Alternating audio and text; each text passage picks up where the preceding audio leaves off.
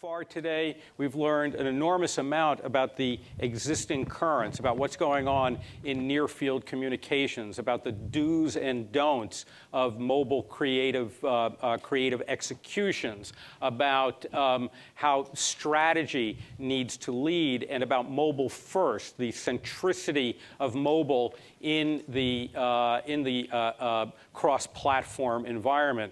But the MMA is the leading trade association for mobile advertising and mobile marketing in the US and in the world. So again, my name is Greg Stuart. I am the global CEO of the Mobile Marketing Association. We're going to jump right in. On the far side is David Kenny, CEO of the Weather Channel.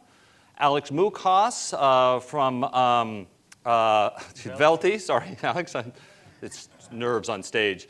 CEO and founder, actually, of Velti, right? Right?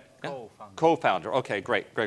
And then also, too, I have here Margaret Glover-Campbell, who's the SVP of Global Communications Marketing. So, well, our job is to give people weather information to plan their days and weeks ahead. So we're now at 75 million downloaded apps. We also have 30 million users on mobile browser. So that's about, and if you take individual populations, it's about a third of the, all the iPhones now have the Weather Channel on it.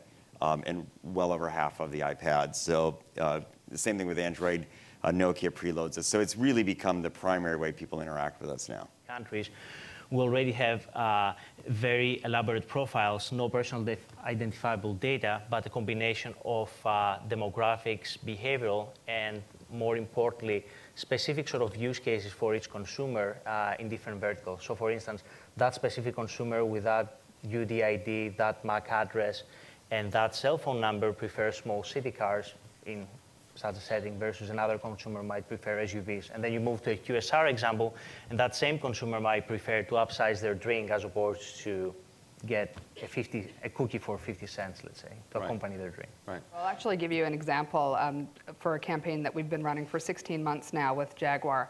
And Jag came to us and they wanted to understand how to use the mobile channel to actually do two things. They wanted to drive engagement with up-and-comers, so people who are not yet affluent and not yet in the position to buy a Jag, but also they wanted to drive test drives for people who were in the market to purchase a Jag. So we've actually ran two campaigns, one to iPhone and Android users, so very much grabbing mind share of people before they're actually at the point of purchase for a Jag, and then we ran a campaign on BlackBerry, which drives people to do a test drive.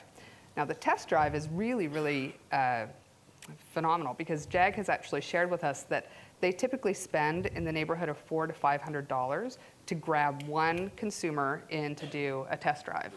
The interesting thing about mobile, what we're seeing is that on the web you had the least common denominator consumer sort of experience, no matter where you were in the world. But if you're looking at mobile, consumers are using their cell phones very, very differently in different countries. So if you look at, let's say, OECD countries versus part of the developing world, it's massively different.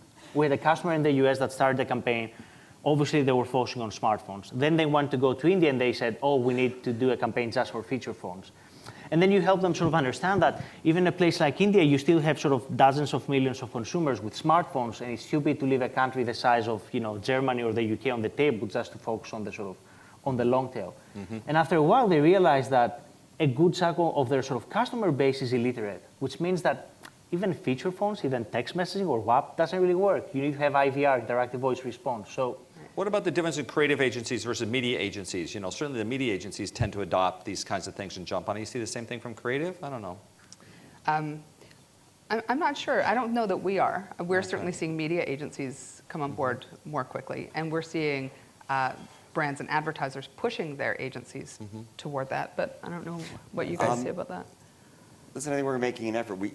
Media companies weren't geared to interact with creative, and that separation might have worked. It's going to have to come back together in the mobile space.